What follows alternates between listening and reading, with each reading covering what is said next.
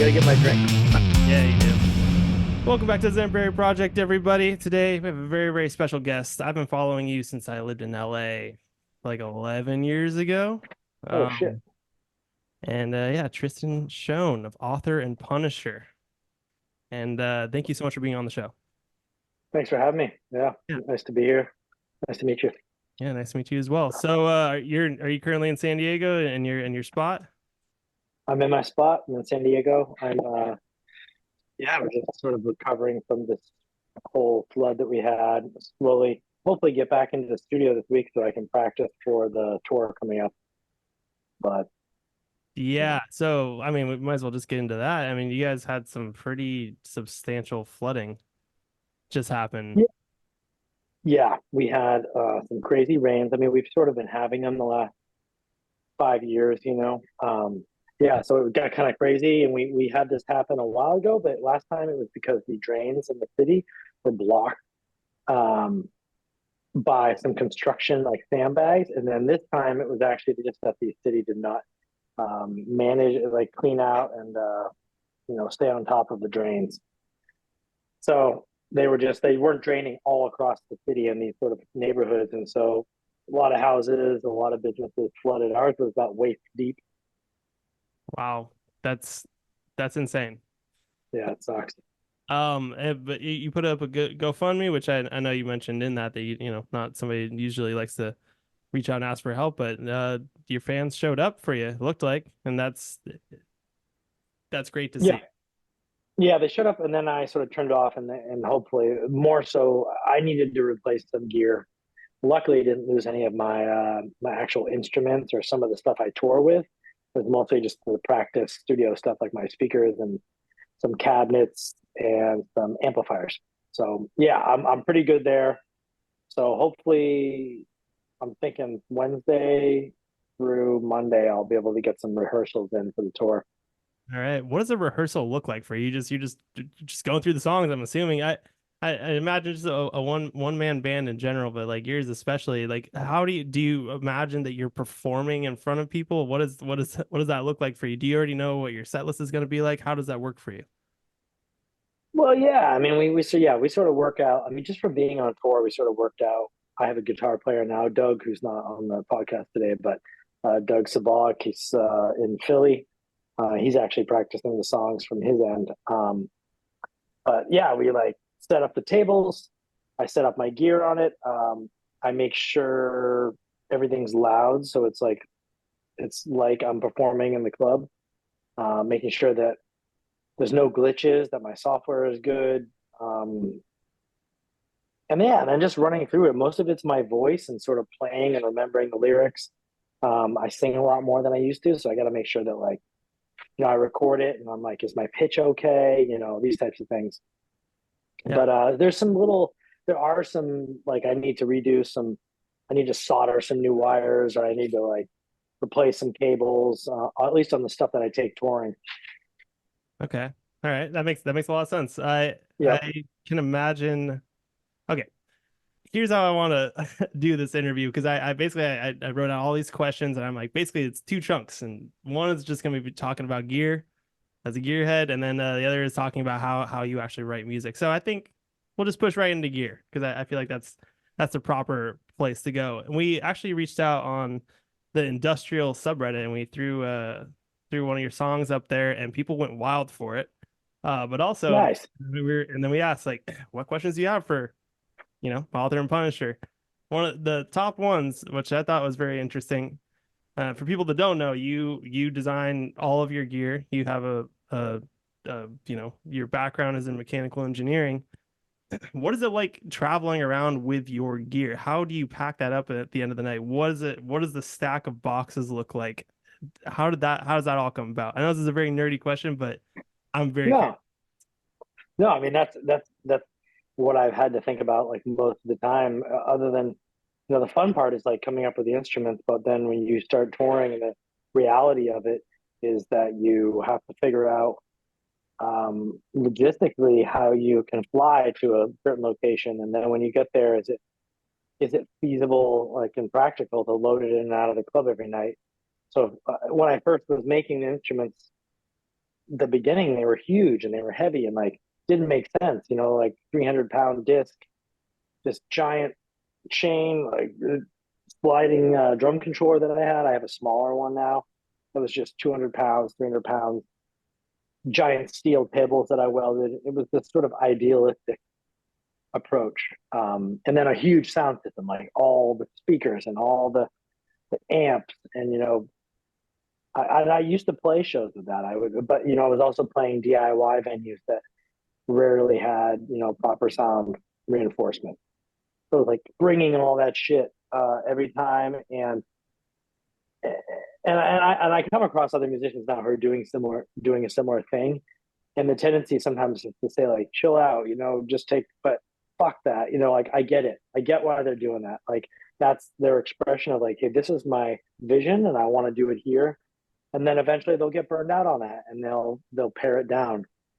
But yeah, so basically I had to figure out for each Pelican case that I had, to make it under 50 pounds or 23 kilos for Europe, so that you could get onto a plane, 62 linear inches, so that it's a checkable bag without extra fees. So like I have 3 cases of gear and they're each under 50 pounds. And then I have 1 case of lights. And then I usually have like a carry-on bag and a backpack. So that's my rig. Then I have tables. I have these 3 tables that bolt together, these very specialized tables. I have a set in San Diego. I have a set in New Hampshire at my parents' farm. And I have a set in Amsterdam in a storage space. So I just, wherever I go, I always need those tables because my stuff bolts to it. Or if you fly into a festival like in some place that you can't have them, then you make sure that club or that festival has those tables waiting for you there. That is wild. I love your emphasis on the tables. Yeah, because just imagine putting that shit on there. Shit, I just choked. Oh, I'm I'm better now. I'm glad you didn't die. That'd be the first on the show. Oh man, I got so excited when I talk about Pelican cases that it's sort of hard to handle myself. I get it. No, we're really nerding out right now. I love it. Tickled a nerve. But So good. So I was gonna say, like, as a drummer, it's like with certain, I realized I needed to get to like a heftier situation when I'm playing with certain bands. I don't want a cymbal flying away or whatever. So yeah, I mean, your tables. I mean, you're slamming shit. That's what you do. So I imagine you need to be able to have the best gear and table for that. And you have it all over the world apparently. well, what was happening is we would be in Europe or somewhere, and I would bring some with me on tour here. But then I would be over there, and then the club would provide me with like a card table or a bar, some sort of bar table, and it just wasn't good enough. It was like I would bolt to it. It was embarrassing because I got this like high end gear that I'm bolting to like Home Depot or the international version of Home Depot. So I needed to work it out. It was years and years. It was really embarrassing. So Do you have like a it's nightmare not. story that happened to you, like a specific time of anything? Well, yeah. I mean, I did. I've had a lot of situations where the table just keeps sliding across the floor, or like I'll basically it'll be like rotated 90 degrees by the time the third song happens, or um, yeah. It was just. I think I was in Slovenia, and somebody came up and said something to me after the show because Europeans are like really forward with you. There's like no shame. They'll just be like, yes, you did not sound as good as you have in the past, but thank you for coming. You're like, Jesus Christ, oh man, that's hurtful. And they said something about my tables, and I was just like, you know what? So I just remember the tour manager I had at the time, we like drove way out of our way. I think he may have done it, but and picked up these tables. And once I had them, it was like a light had shone down. There you go. It's part of the Yep. rig. I mean, it makes a lot of sense. So what do you? So I guess you were talking about your punch thing. What do you call that? What's the version of that? Because now it seems Well, like you use two. I actually have 3 of them. The first one was linear actuator. Then I had this one called rail, which is the main one that I used. And then I had another one called gridiron, which was like sort of an XY. thing with a stylus, and so you would sort of move the device along the grid. And as you moved it, this little encoder, the little stylus would go into the grooves and go, you know, and it was and it just wasn't quite right, but the idea I thought was cool, so I used that for a couple of tours. Oh yeah. And what is that? Which one are you gonna be using on this next tour? This one called Rails, it's just the one that's a little smaller, but like, you know, in terms of like, if I ever had a big tour, you know, like a cool kind of opportunity again where I am able to have, you know, the venues are big enough, the support staff, the finances are big enough that you can have like 3 crew helping you carry stuff, then I would probably like I did a tour where I stacked both of them on top of each other. So I had both of my drum machines, and then I had these throttles. I just had everything that I had made, you know, and it all wired in. Well, I haven't used that setup since 2020 with Tool because it was like, you know, I don't have, you know, I just don't have that support staff. Um, Makes sense. so Have yeah, you so now I've pared it back down to something that I can manage, like my guitar player and I can manage together.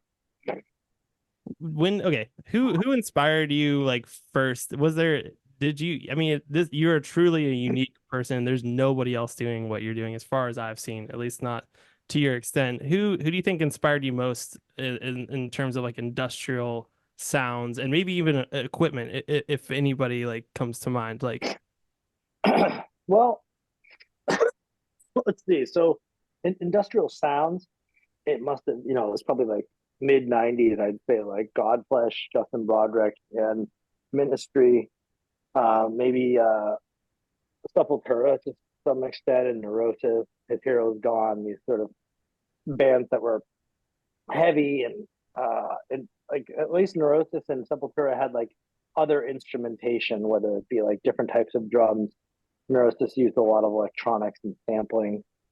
And then like drum and bass and dubstep and things like that really got me moving into sort of like different types of rave culture and like using bass in different ways that wasn't a bass, you know, that was a synth bass. The idea of using electronic bass rather than bass and traditional speakers like guitar speakers and bass speakers that you buy at Guitar Center or a guitar shop. You know, when I started to realize like what a sound system was from like a dub culture, like reggae sound systems, and like there's a whole world of like it's just a speaker with an amp, you know. And I was like, oh, okay. And I had a friend, Matt Hope, who was my friend in grad school, who was an artist who came from like UK, London rave culture. And he sort of showed me how to build a sound system. Like, okay, here's the speaker plans, here's the plywood, here's the driver, you know, here's your 18-inch subwoofer, here's how much volume you need to build, here's the Baltic birch plywood you need to use, this is the amp that will be paired from a power standpoint to that, here's the crossover, so instead of thinking like, hey, here's my guitar cabinet, it's 100 watts, it's like, okay, well, here's your subwoofer, here's your mid speakers, and here's your tweeter, and then build your own sound system. And for me, that was like really cool because I was like, okay, I'm gonna build, not only gonna build my own instruments, I'm gonna build my sound system too. Um, and actually, now that I lost some shit in the fucking flood, I'm like, uh, I'm sort of reworking that now. I'm like, oh, okay, I have to have things off the ground 30 inches. So I'm like, okay, I'm paring it down to be a little smaller. So I have these anyway. It's sort of like rethinking it a little bit. no, that's beautiful. What do you look for in what's like an ideal sound system for you when you're going into say like a small club? Like what is something that you're like, I can work with that. That's great.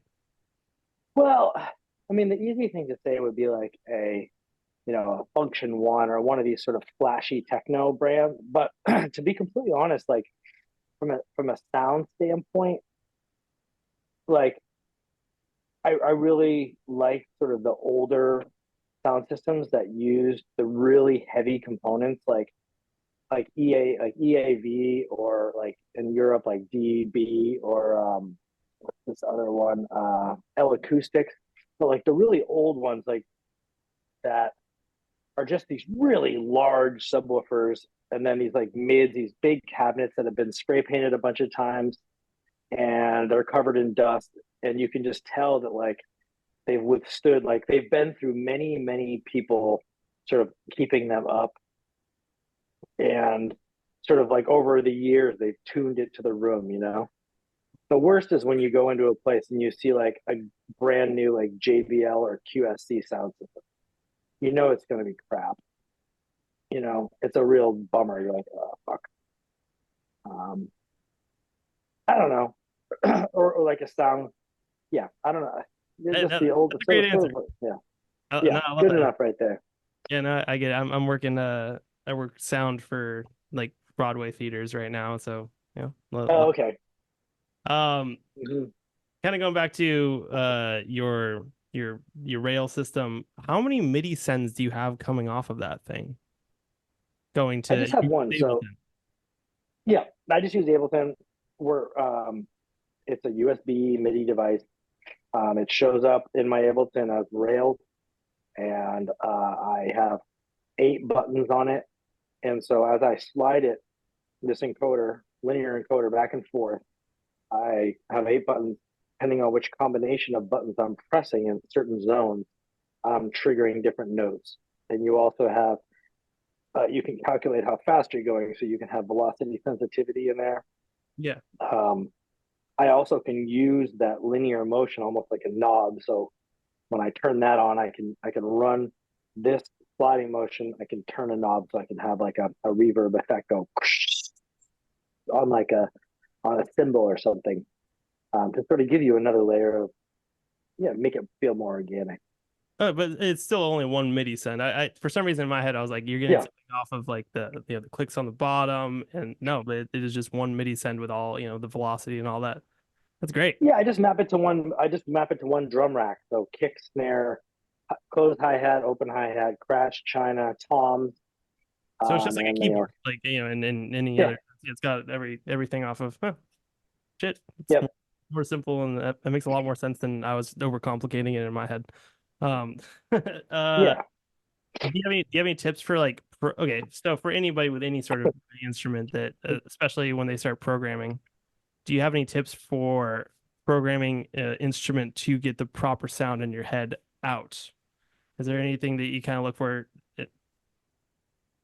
Well, I mean, to be honest, I first of all, at least the instruments that I've made in the past, most of the time these are just MIDI controllers. So I'm just controlling stuff that I put in Ableton or on the like Electron Rhythm or the Digitact or the synthesizers that I'm plugging into. So either whether I'm controlling like a laptop through software or a hardware synthesizer.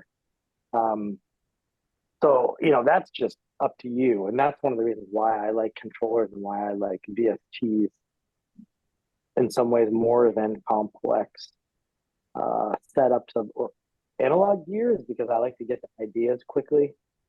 I'm not like I'm not a super analog gear nerd. I like to just get some sounds and start writing music very quickly, because I feel like you can spend all day, getting your setup and getting an ideal configuration, but you don't actually write any music. And for me, it's like, you know what? When I'm writing, I'm going to get some basic kick drum, some basic snare that I like, but I'm not going to spend weeks just stressing over what my kick drum sounds like, because that's time that I could be writing music. When I'm in the studio later, I can swap the kick drum out with something that has more, like somebody might hear, like, hey man, you're missing some. So, you know, for right now, it's almost like scratch tracks. Oh yeah, this is a good heavy sound for the keyboard synth. Um, and the vocals, like, yeah, just make it sound good. So you're like, I'm just a punk band. I'm just a doom band playing in there. So yeah, I got my guitar tone, I got my bass tone, I got my drums and my vocals. Oh yeah. So Do you record everything in your studio, or do you bring your rig to other studios to get sounds? Is it how does that work for you? I have one. Uh, I have a guy, Jason Began, who goes by Viter, but he's also like one of my close friends. I've always sort of like, I'll take the MIDI that I record for my songs. Like once I've recorded the MIDI, I'll take it to his studio because he's got all those fancy synthesizers, and he's a kind of a he's a sound wizard. He can find ways to sort of so we'll run those MIDI things that I've already recorded out into other people's studios who have like better gear than I do. And then yeah, and then I'll take it. But I don't. Kurt Ballou from Converge mixed Beastland album. Other than and Phil Anselmo for that album, he had somebody mix it. But for the most part, I've done it all myself. Even vocals as well. Yeah. Okay. Wow. Yeah, I just do it. I just record it myself. I set up the mic. I I just record it. And what do you call your mic, and why does it have so many capsules? Is that the right word for that? Yeah. We have like 8 to 10, I believe. Well, the the old one that I had 8, and then this new one has 3, because I didn't realize I didn't need 8. But the reason I have more than one is I'd like to have effects on them. So while I'm singing live, I can have one that has like a drawn out delay reverb, another one that has like distortion, another one that's really crisp and clear. That makes so much sense. That's so cool. So it depends on where you're singing within in the range of it. So like I don't really combine them as much as I used to. I'm sort of like there's just different parts of the song, and especially when I'm writing, it's kind of nice to be like just improvise a little bit because you kind of use your voice as an instrument. So sort of, but I used to the one that had 8 microphones.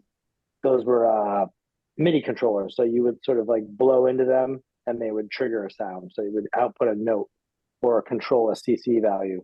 So the louder you would scream, you'd have a note with a louder volume, or you would trigger the note really fast. So like as I was screaming on a certain part, I could trigger like a china, with the reverb. It's like as you're screaming, you're also controlling like some sort of sound. Wow, damn! I didn't know. I'm glad I asked. I didn't know it was more complicated than I thought it would be. So kind of going back, you went on tour with Tool back in 2020. I know you've worked with Danny Carey and Justin Chancellor. What did you think? He's such like I've seen videos of Danny Carey messing around with your rig, but what do you think of his mandala pads? Did you ever get to mess around with those at all? No, I didn't. No, honestly, it was just you'd think I would have gotten up there, but their sort of sound check was sort of like a precious time for them. It was like a precious time for us too. We were like packing, unloading the van and getting ready, and so I didn't get to mess around with their gear too much, unfortunately.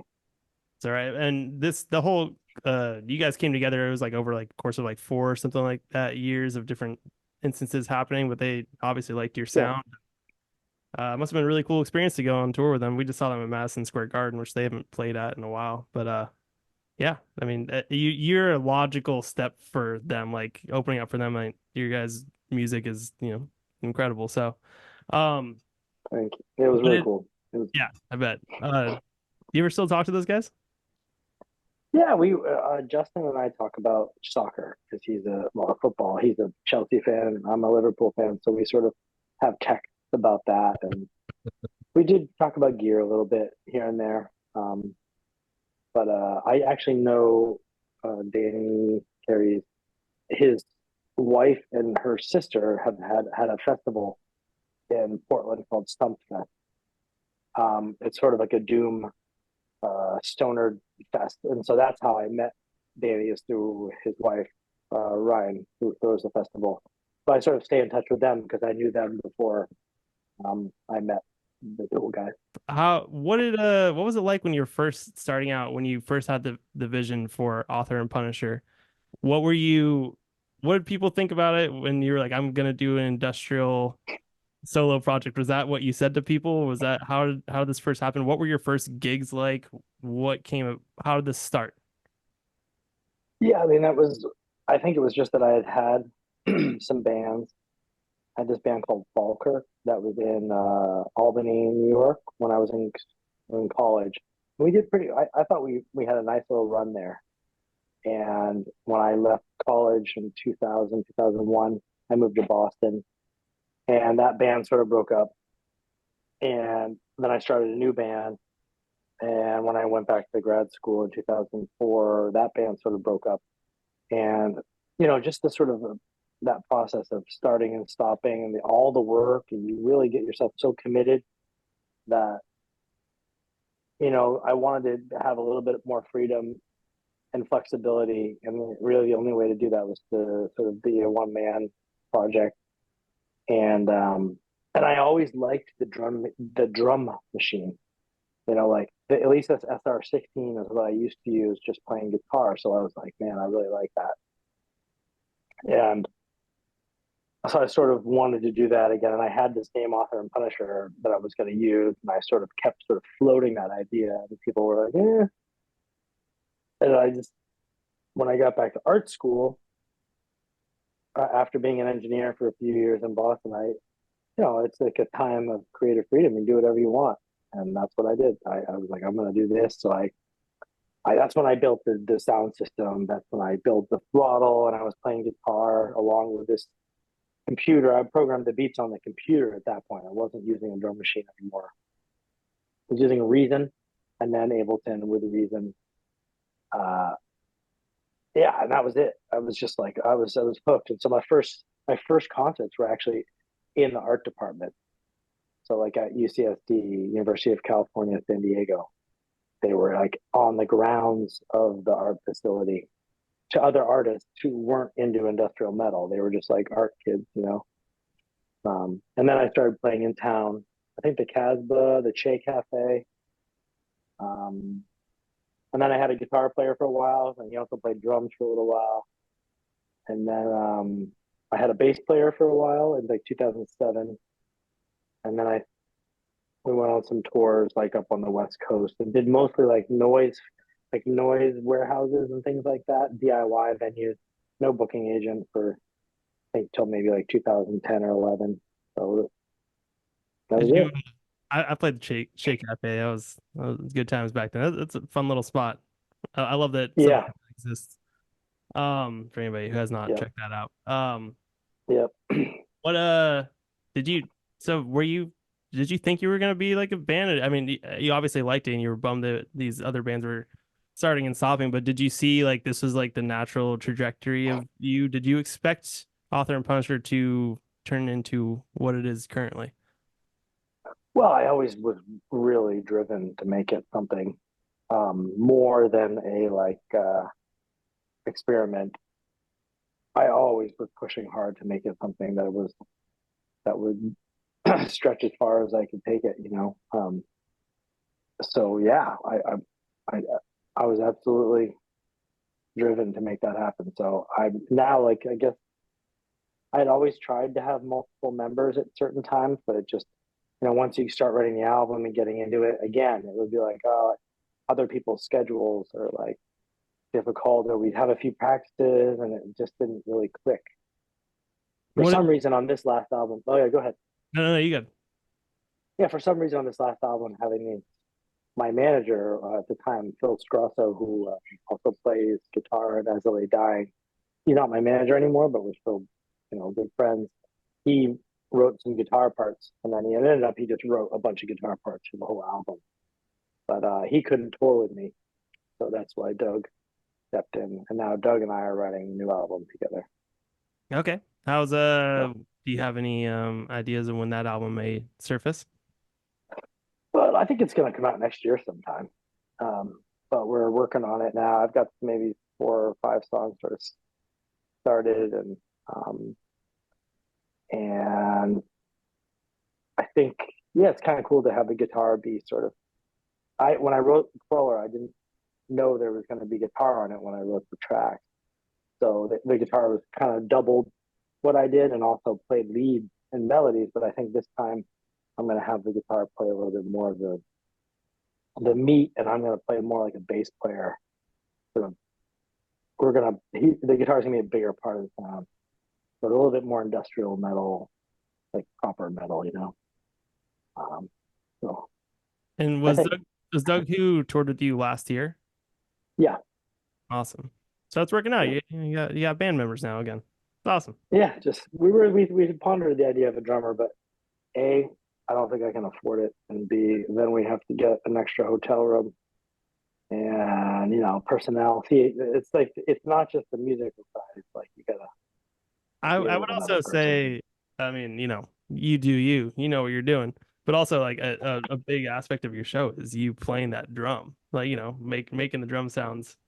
Uh, so I mean, I think it'd be interesting, but that'd be a whole. Well, it's that's what people said about the guitar too, but it's for me, it's basically like I can only play the drum so fast. So sometimes it's nice to kind of I program some stuff to fill in those gaps. So I do have sequences that I play along with sometimes that are just like drums that I can't like you know. Um, so my idea was to have somebody play those live.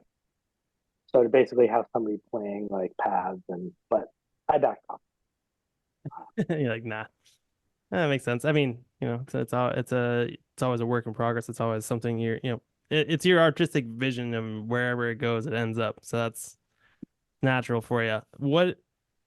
Who is something that who was maybe somebody at the start of your career as author and punisher that kind of like pushed you or made you realize you were on the right path? Who were the first sort of shows you were playing with? Who were the first sort of people that you were playing with? Yeah, I mean, I would say other than sort of the local friends and musicians like Braden Dia, who was in Tarantula Hawk, which was a neurot band at the time, was one of my close friends.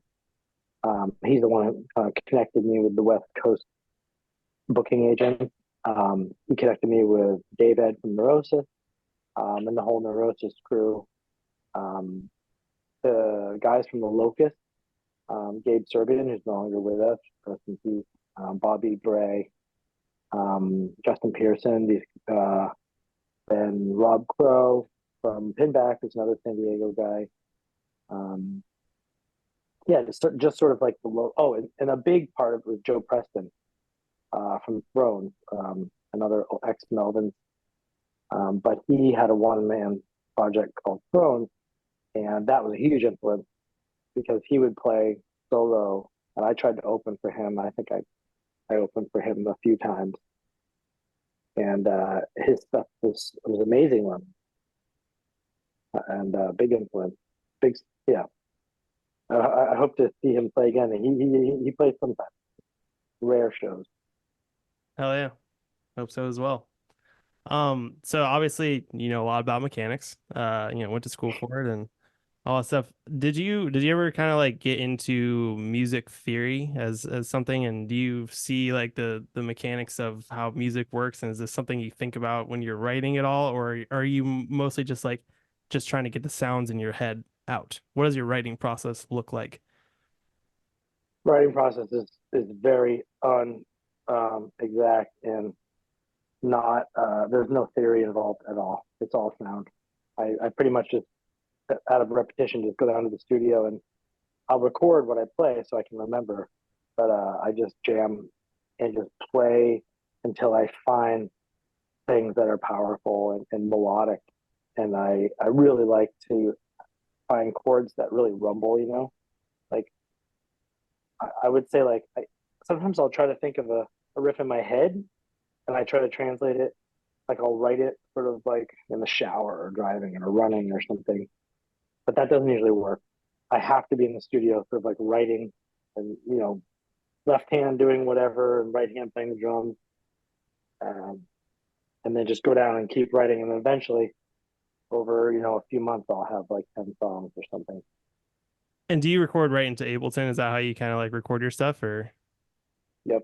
Oh yeah. So you do you kind of have demos. Yeah.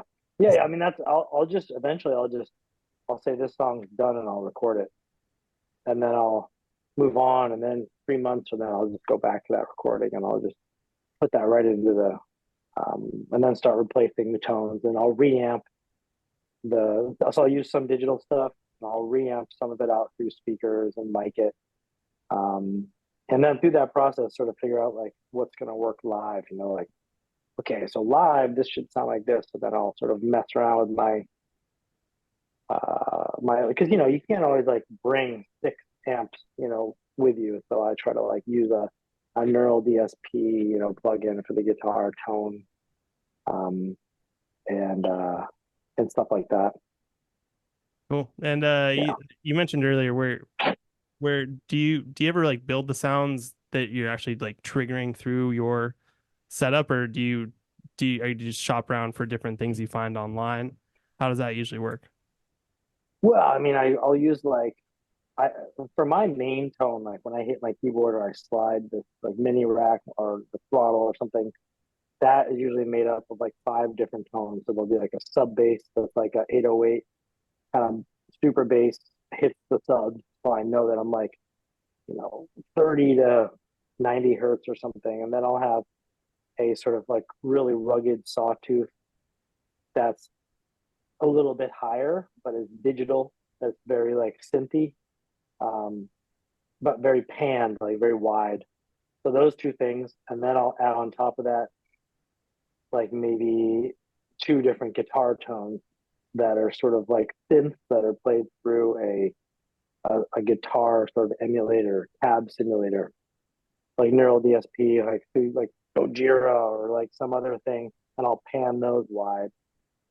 So that's it. And then throughout a song, I'll bring in like a organ style thing on top of that to sort of give it like a symphonic vibe sometimes.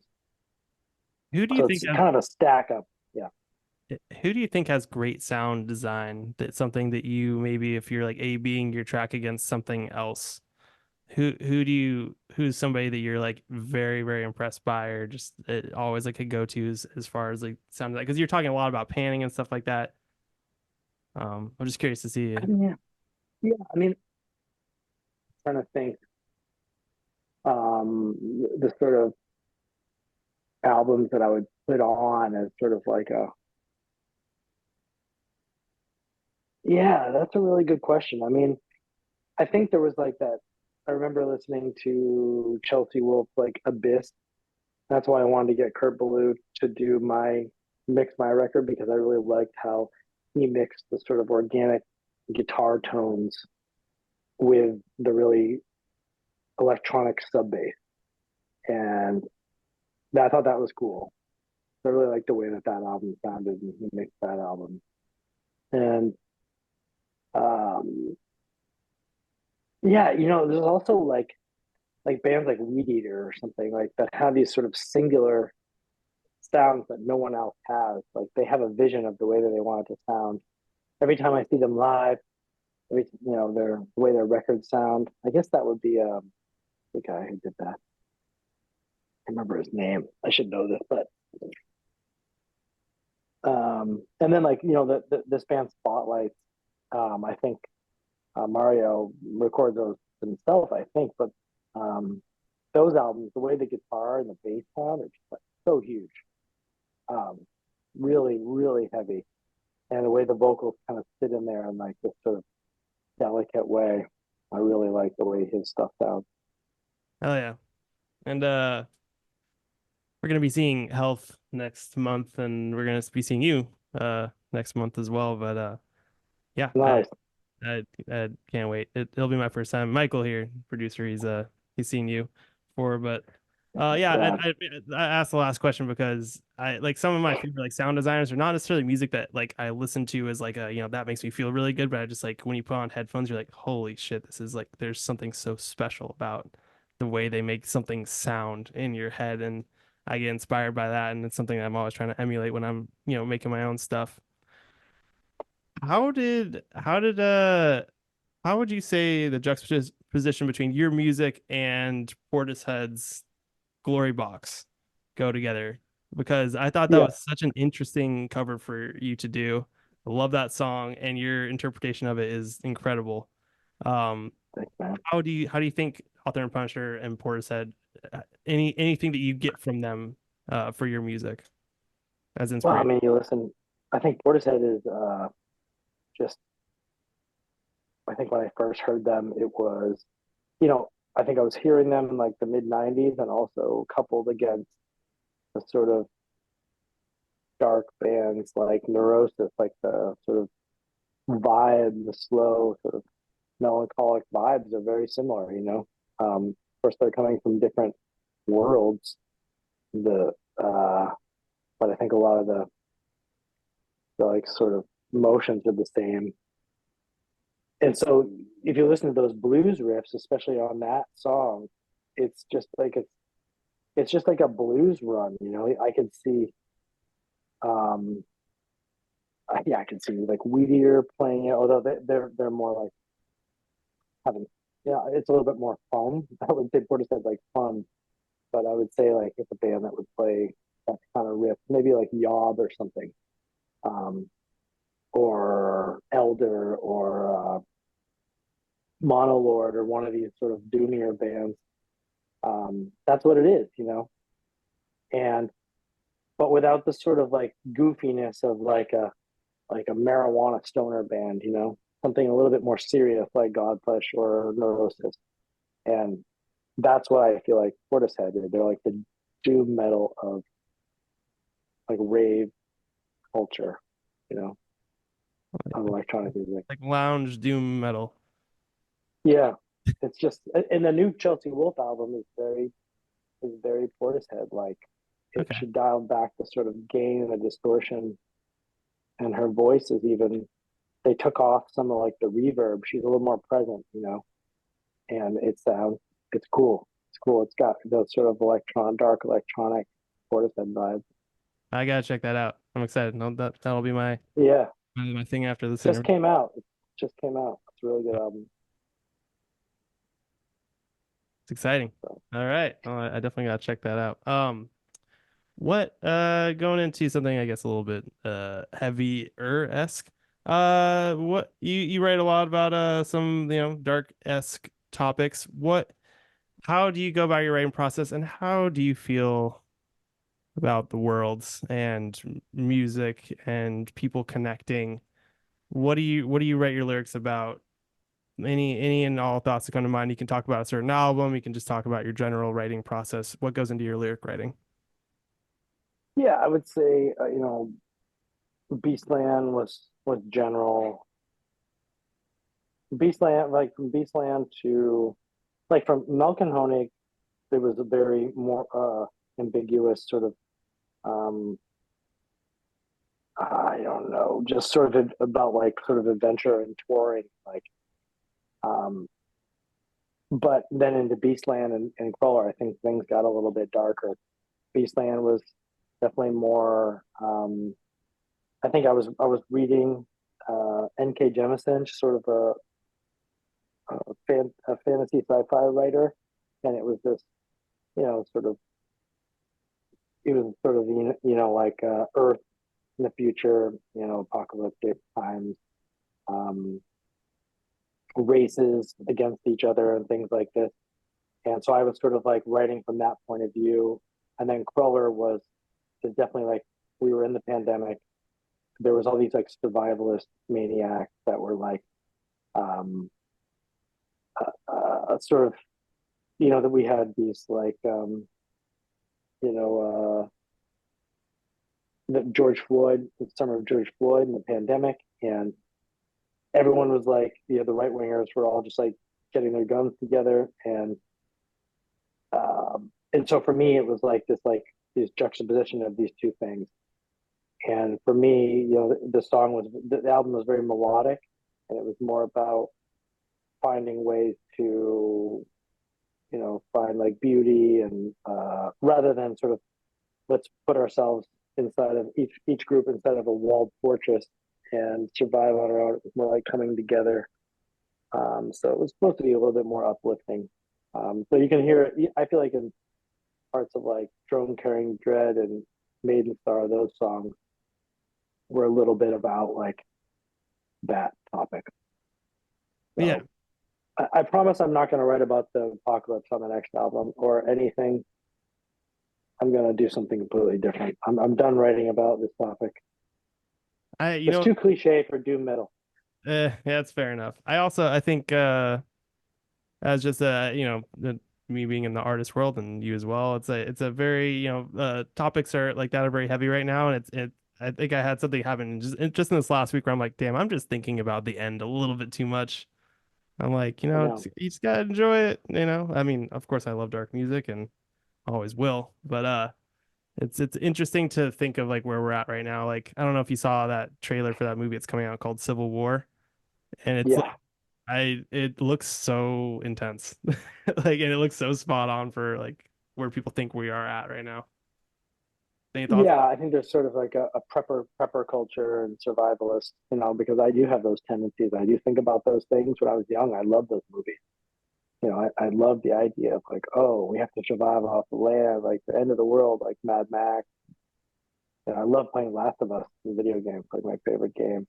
Yeah. And but I don't really want that to happen. So like, I do have hope. I do think that we can like find ways around, the people who just want to keep all the resources for themselves and not try to legislate our way out of certain things. And like, I do think there's hope.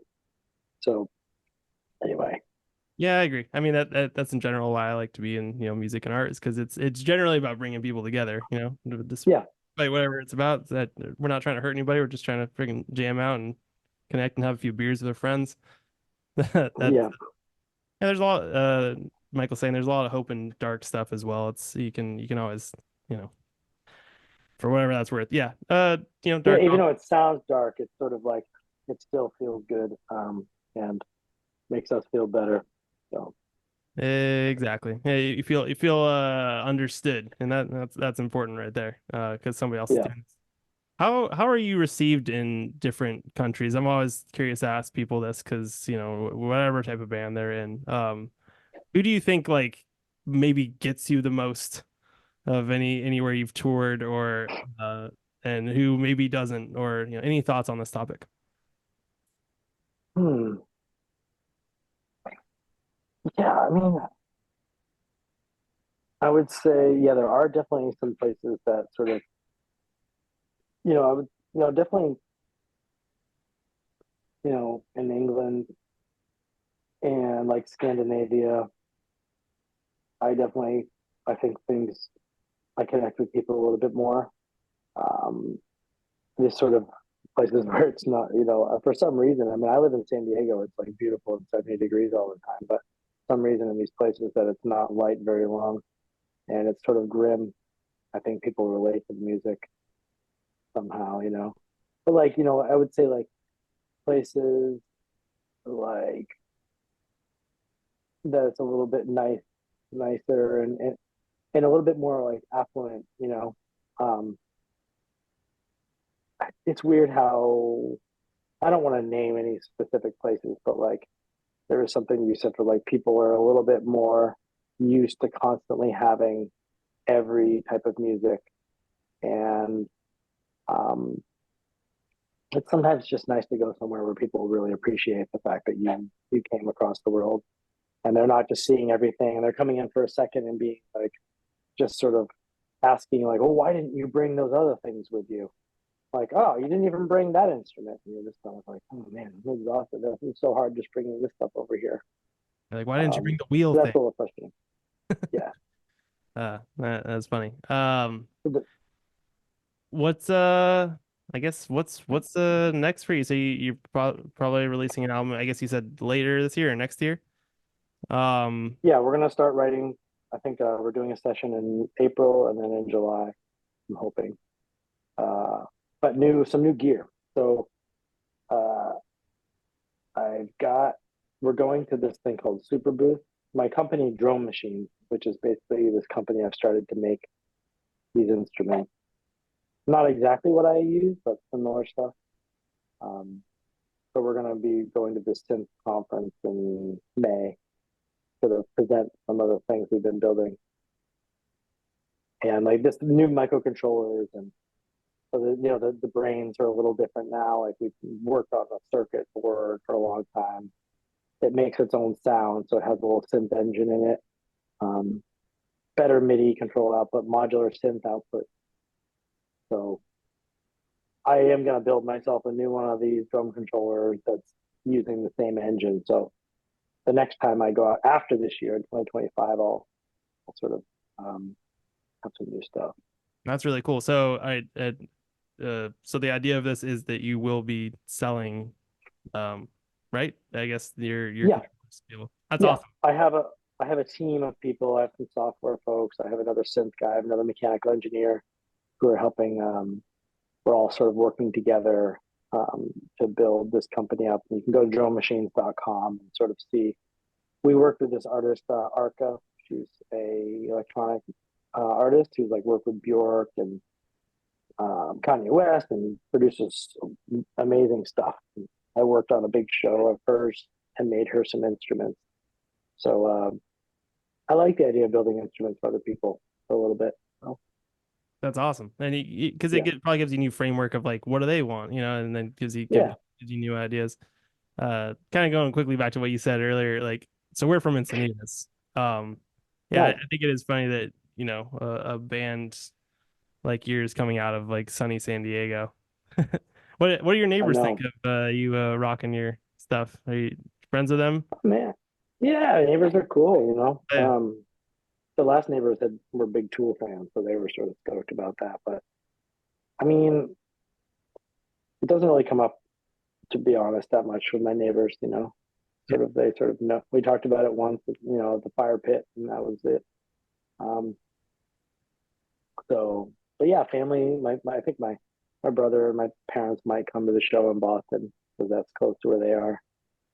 Some of my cousins, but they're used to it at this point. I mean, this is the 20th year of Author and Punisher, so um, they've seen it when it was just me making noise, and now it's not their song structure and stuff.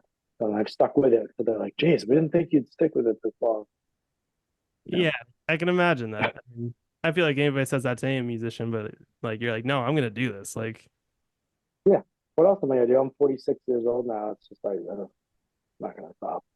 no, and what's so cool about your stuff is like the possibilities are really endless because there's not many people doing what you're doing. So you can design instruments, you can work for other people, you can like, yeah, the options are truly endless. Um, I guess quick little lightning round. What sort of books or movies can you recommend, or any sort of like media or just like conceptual things that you might be witnessing lately that you could recommend to the people out there? Because I think you have your ear on the pulse of some interesting art. Oh man. Well, you should check out Arca. This is this artist that I've been collaborating with a little bit, helping her build some stuff. ARCA for the Wait, metal and Arca? electronic. The Yeah. I just actually did set up a show that they did in New York City at the Oh, nice. it was Oh, sick. did you work on? Did you go to the Armory show? I helped set it up. I was on another gig, but I was there for the audio and the lighting stuff. It was crazy. Oh, nice. Yeah, I was also at that show. She was using the DJ setup. I built the instruments that were on top of that. Okay, so So, I saw that. Well, oh, nice. I saw your shit. Small world. That's that's rad.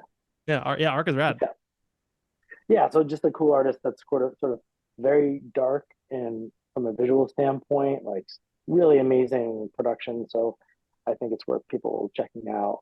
Yeah, And I mean, from books, God, yeah, I'm just anything anything dark and sci-fi. But I'm currently actually listening to the audiobook of J.G. Ballard's Drowned World, which, speaking of apocalyptic, you can't really get much more dark than that.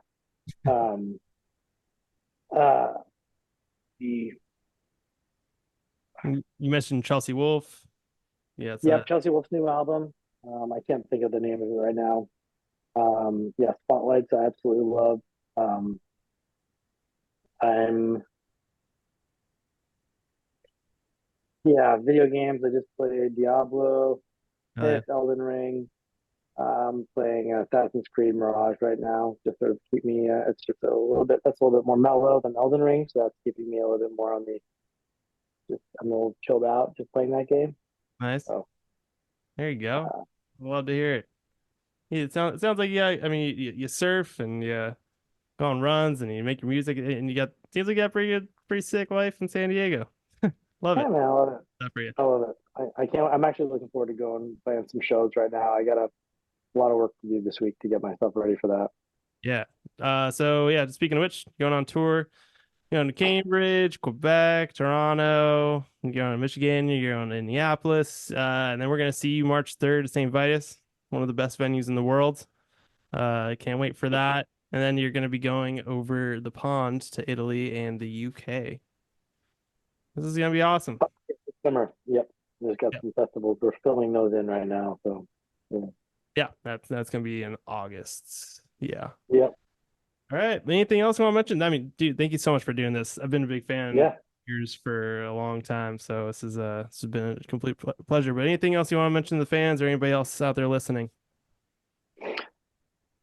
No, just 20 years author and Punisher. I'm really looking forward to seeing you out there. And yeah, um, yeah, hit me up at the show, and yeah, would love to connect. Yeah, that'd be great. Congrats. 20 years of doing anything. It's a long time. And doing Yep. something you love, it's inspiring to everybody to see you keep on killing it out there. And it was so cool when we put that thing on Reddit. People were like, "Oh my God, what the hell is this?" And we just assumed that people know you, but it's still you're getting new fans all the time. It's awesome. Are you guys in New York now, or Yeah, we're in Brooklyn. in Brooklyn? Okay, so we'll see you at the Vitus show. Oh, for sure. Yes. Sick. All Yeah, we right. got our tickets already. Nice. We're good to go. I'm super excited. Yeah, Oh, that's hey, what's up? he's the guy. Yeah, thanks so much for doing this. This has been the Zen Perry Project. Been talking to Tristan of Author and Punisher. And have a great rest of your night. Thanks for doing this. All right, cheers, everybody. All right. Rock on. Have a good one. You too.